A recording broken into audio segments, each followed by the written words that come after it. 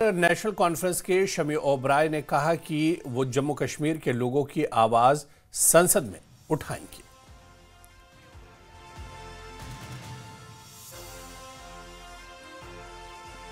जाएंगे जी पार्लियामेंट और जम्मू कश्मीर के हर आवाम की हम वहां जाके मुश्किल जो भी हैं उनको मुश्किलों को हम उनको हल करने की कोशिश करेंगे, एड्रेस करेंगे, जो है अपनी मांगे रखेंगे और आगे देखते हैं। नजरें काफी है आप पर, तो किस तरह से लोगों की उम्मीदों पर खरा उतरूंगा, हर आदमी की उम्मीदों पे उतरूंगा, जो मैं कर सकता हूं जरूर करूंगा और उम्मीद करता हूं, मैं शुक्रिया करता हूं अपनी लीडरशिप का।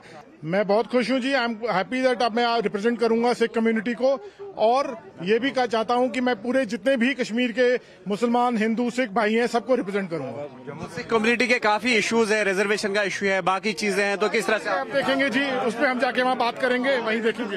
शुक्रिया।